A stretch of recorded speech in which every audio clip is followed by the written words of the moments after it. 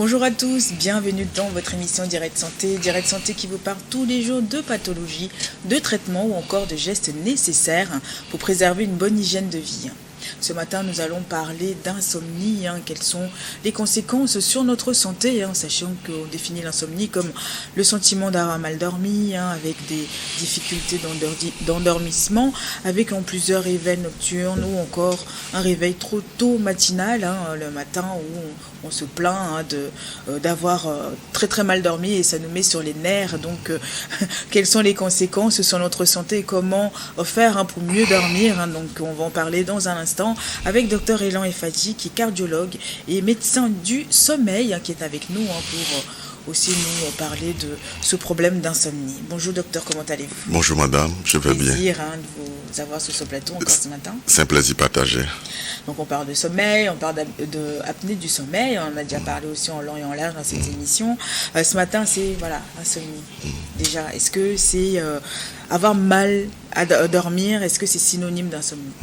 Alors merci pour cette invitation. Déjà d'emblée, il faut dire que l'insomnie c'est, disons, le trouble du sommeil le plus fréquent. Quand nous prenons la société occidentale, il y a au moins 10% de personnes qui sont insomniaques et il faut dire que les femmes sont plus touchées. Alors, revenant à votre question, mal dormi ne veut pas forcément dire insomnie, parce que l'insomnie ou bien le trouble insomnie fait partie des 6 grands groupes. Voilà, donc l'insomnie en fait peut être définie aujourd'hui comme une association des symptômes diurnes et des symptômes nocturnes. Les symptômes qu'on peut ressentir la nuit, donc nocturne, et diurne dans la journée. Et quand on prend les symptômes nocturnes, il y a le trouble d'endormissement. On va au lit, on a des difficultés à s'endormir, on passe beaucoup de temps au lit. Voilà. Le trouble de maintien du sommeil. Donc il y a des personnes qui se réveillent plusieurs fois la nuit, ont des difficultés à s'endormir. Les réveils précoces aussi également. Et au niveau chez des enfants, refus d'aller se coucher peut être considéré comme une insomnie. Et ces symptômes doivent être présents au moins 3 nuits par semaine. Ça, ce qui concerne les symptômes nocturnes. Alors, les symptômes d'une, c'est les conséquences justement de cette dette de sommeil dans la journée. Donc, on peut avoir une irritabilité, un trouble de la concentration, un trouble de l'humeur, énervement, etc.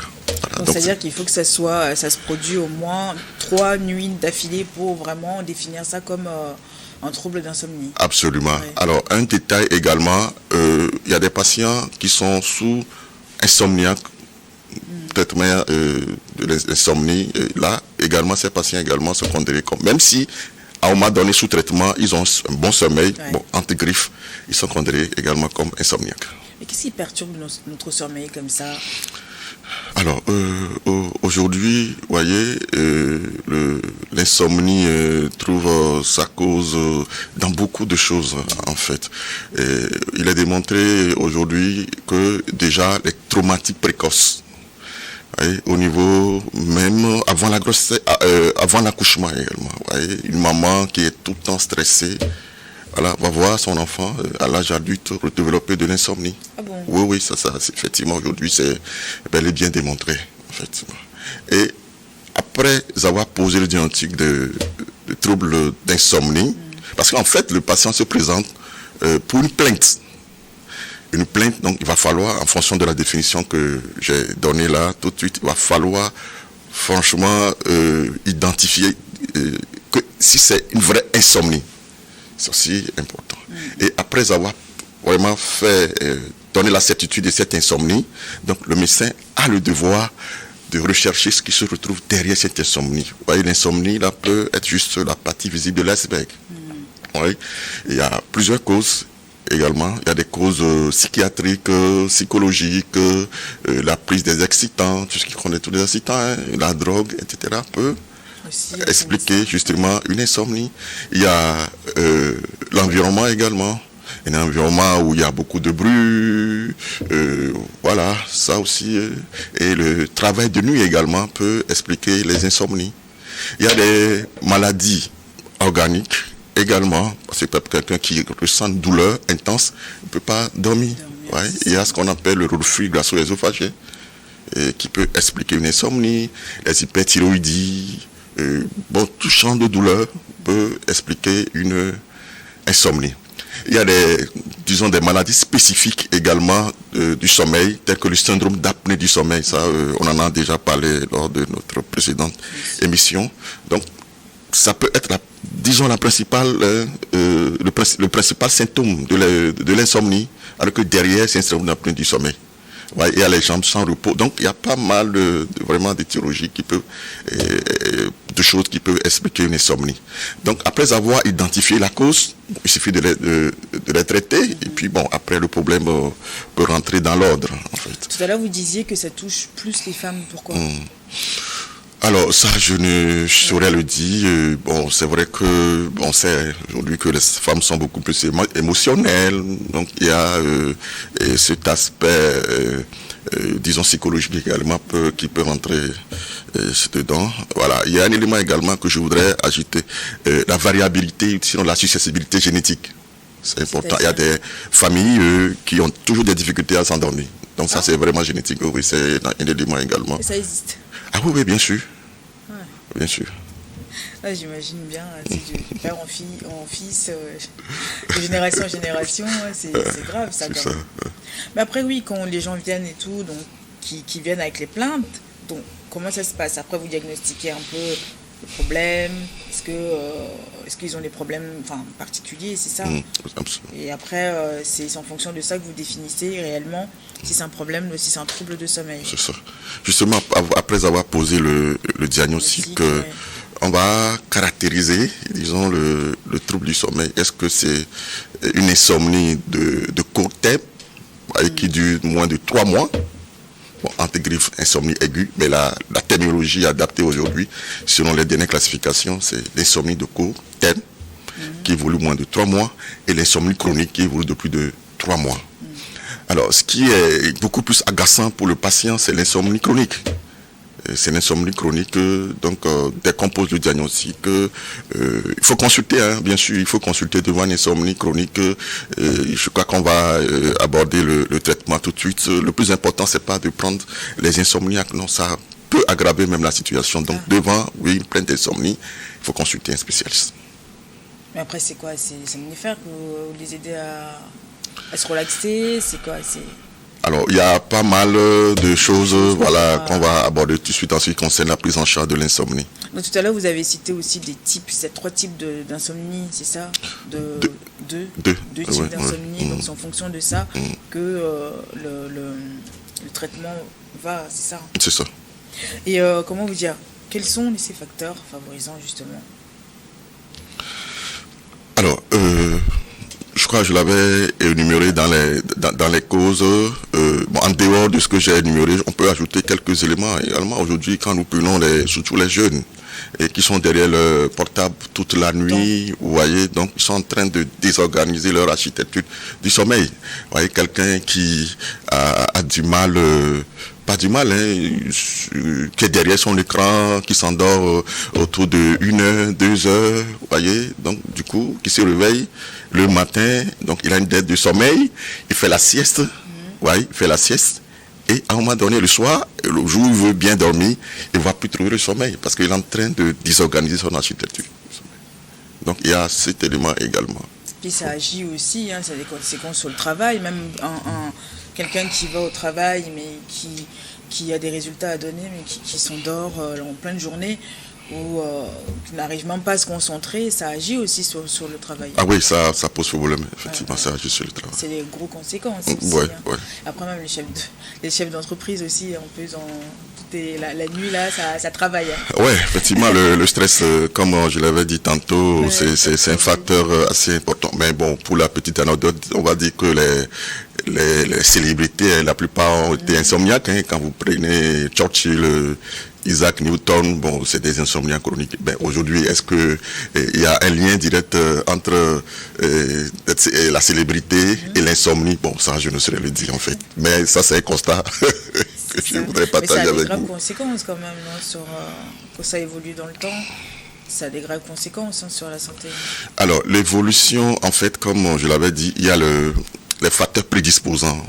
Les facteurs prédisposants et Après, ça peut évoluer dans le temps si rien ne se fait.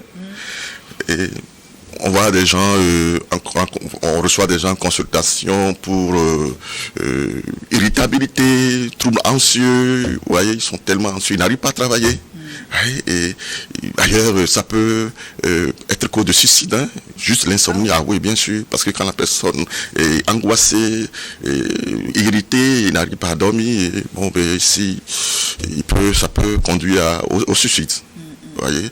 Alors ça, c'est ce qui est classique. Mais aujourd'hui, la plupart des études révèlent que une insuffisance de sommeil, une insomnie, peut prédisposer aux complications cardiovasculaires. Oui, effectivement. Oui, donc quelqu'un qui ne dort pas bien peut développer tôt ou tard une hypertension artérielle, peut développer un diabète, etc. Donc il faut vraiment bien dormir. Aujourd'hui, c'est dommage que la société nous impose ce rythme là, mais à un moment donné, quand même, il faut trouver un temps pour pouvoir dormir et se relâcher et reposer. Et combien de temps, c'est vrai qu'on en avait déjà parlé dans cette émission, mais combien de temps, on parle de 8 heures, c'est vraiment 8 heures de sommeil? Oui, entre 8 heures et 9 heures de temps de sommeil. Ça, c'est ce qui est recommandé, ce qui est théorique. Vous voyez, maintenant, il y a des courtes demeures, hein. Il y a des gens qui dorment moins de 6 heures de temps. Bon, ils sont comme ça. Et c'est un sommeil qui est réparateur, ils n'ont aucun souci dans la journée. Et ça aussi, il faut respecter cela également. Et voilà, il y a des longs demeures aussi, hein, qui dorment au-delà de 19 10 heures de temps. Et ça aussi, il faudrait justement le faire respecter s'il n'y a pas de retentissement surtout. C'est pour cela que la définition elle est très importante. Donc c'est bon ou pas de trop dormir? Alors, trop dormir aussi, si vraiment ça devient beaucoup plus régulier, ça également, il faut faire attention parce que derrière ce qu'on appelle l'hypersomnolence, on peut retrouver également beaucoup de choses, y compris le syndrome d'apnée du sommeil, d'autres troubles du sommeil également. Donc quand on dort trop, ça aussi, ça devrait alerter, susciter une consultation. Quoi, l'idéal, c'est de dormir aux alentours de quoi, 21h, 22h? Alors, déjà, il faut savoir que le sommeil est régulé par deux systèmes. Bon, je vais utiliser un peu les termes techniques, mais bon, après, on va mieux expliquer les choses. Il y a ce qu'on appelle le système homéostasique, donc ça veut dire que c'est un réservoir qui se remplit, qui se vide. Donc ça veut dire que le réservoir du sommeil se remplit dans la journée et se vide la nuit. Ça, c'est ça en fait. Alors, ce qui fait que quand on fait trop de siestes, on risque de ne pas bien dormir la nuit parce que c'est, disons, une quantité que le bon Dieu nous donne et quand vous l'épuisez, vous l'éliminez trop dans la journée, donc certainement, le soir, vous aurez des difficultés à vous endormir. Ouais, donc c'est ça. Alors, il y a le système circadien, également ce qu'on appelle, disons, l'horloge interne, donc qui nous impose un cycle de 24 heures, en tout cas chez les humains. Donc, qui nous dit, ok, dans la journée, vous devez rester éveillé, dans la nuit, vous devez dormir, en fait. Donc, il y a ces deux systèmes qui régulent le sommeil. Alors, quand est-ce qu'il faut dormir? La question reste toujours posée. Alors, aujourd'hui, il n'y a pas d'heure fixe pour s'endormir, mais il faut aller au lit lorsqu'on a sommeil, en fait. Oui. C'est vrai quand même que classiquement, au-delà de minuit, ça pose problème, parce que là, quelqu'un qui dort au-delà de minuit et qui doit se réveiller pour aller au travail, vous voyez quelqu'un qui dort à 1h du matin, qui est obligé de se réveiller, on va dire à 5h du matin, donc il a certainement une heure de sommeil, donc qui va entraîner certainement des conséquences dans la journée, et ça risque de perturber son l'architecture de son sommeil. Et la sieste, la petite sieste la journée? La sieste, classiquement, ne doit pas dépasser 20 minutes. Ça doit pas aller, oui, en fait. Et puisque la sieste, en fait, c'est pas un sommeil, hein, quoi qu'on dise. Hein. Quand vous faites une sieste, une longue sieste, forcément, vous aurez des problèmes à vous endormir dans la journée. Dans la nuit, pardon, dans la nuit, effectivement. Donc 20 minutes de sieste la journée, bon, classiquement parlant, pas dépasser les 1 heure, quoi. Oui, pas dépasser et les patients même qui sont insomniaques, on leur limite vraiment la sieste. Il y a des gens qui ont interdit même la sieste. Parce que quand vous vous faites l'assiette, vous diluez, disons, la pression du sommeil. Parce qu'il y a une pression également, comme je vous l'avais expliqué tout de suite. Donc quand vous supprimez l'assiette, donc vous concentrez le sommeil de nuit et qui va être beaucoup plus, on va dire, réparateur. Ah oui, non, mais le sommeil réparateur, ça, quoi que l'on en dise, il faut absolument prendre le temps pour soi, c'est important. Absolument. Pas dormir après minuit, pas faire une longue sieste la journée parce que ça peut aussi perturber le sommeil de la nuit, mais essayez quand même de vous endormir assez tôt pour pouvoir faire les 8 heures de sommeil, comme on dit, comme ça au moins ça évite des problèmes par la suite, quoi.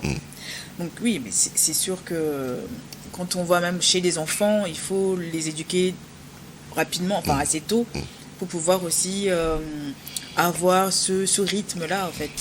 Oui, effectivement, il y a l'insomnie également chez les enfants. Quand on prend la définition, effectivement, les enfants sont pris en compte. Ouais.